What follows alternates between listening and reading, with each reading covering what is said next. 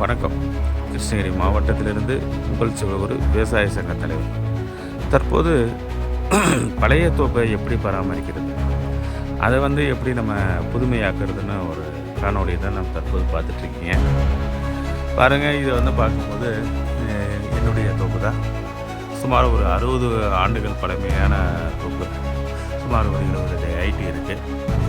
அதை நான் எடுத்துகிட்டு நான் வைக்கும்போது பார்த்தீங்கன்னா என்னுடைய வாழ்வாதாரமே இழந்துடும். ஏன்னா அந்த மகசூல் வருவதற்கு நான் முறைப்படி நல்லா பராமரித்த ஒரு 3 வருஷம் இல்லைன்னா 5 வருஷம் ஒரு மரத்தை நாம் நம்ம மகசூல் இருக்கிறதுக்கு இதில் இடையிலே நான் பாருங்கள் 3 வருஷம் தான் ஆகுது ஒரு மரம் வைத்து. அதை பாருங்கள், அந்த மரமும் மகசூல் வந்துருச்சு. அதனுடைய பாலை குறுந்ததை நீங்கள் பாரு, இந்த இடத்துல இருக்குது. ஜூம் பண்ணிகிட்ருக்க, சின்னதாக தெரியுது. அந்த மாதிரி ஒவ்வொரு பழைய தோப்பும் புதுப்பிக்கும் பொழுது இந்த மாதிரி முறையை பின்பற்ற வேண்டும் தான் உங்களுக்காக நான் இந்த வீடியோ பண்ணிக்கிறேன். தற்போது நம்ம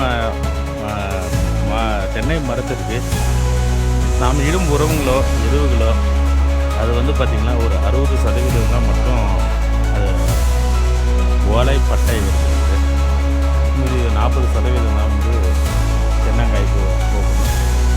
அறிவியல் பூர்வமாக விஞ்ஞானிகள் பல ஆராய்ச்சி நிறுவனங்களில் அவங்க அடிக்க மீட்டிங் அட்டன் பண்ணி சொல்லியிருக்காங்க.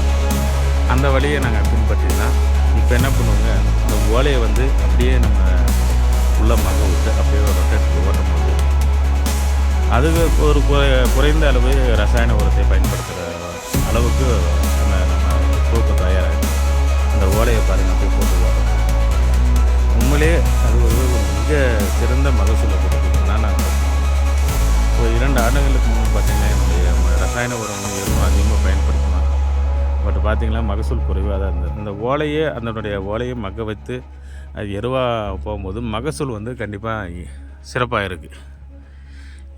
இதே பயன்படுத்தும் போது நம்ம இயற்கையாகவும் இதை முறையை கையாளப்படுகிறது. அதனால் இந்த முறையை பின்பற்றினால், ஏன்னா ஒரே விவசாயத்தை நம்பி நம்ம சார்ந்து இருக்காமல் இந்த முறையை கையாளும் பொழுது சிறப்பான முறையில் தென்னை மகசூல் எடுக்கலாம். இந்த மாதிரி தகவலை நம்ம விவசாய சங்கத்தினுடைய வீடியோவை பாருங்கள், பார்க்காதவங்க பாருங்கள், ஷேர் பண்ணுங்கள்.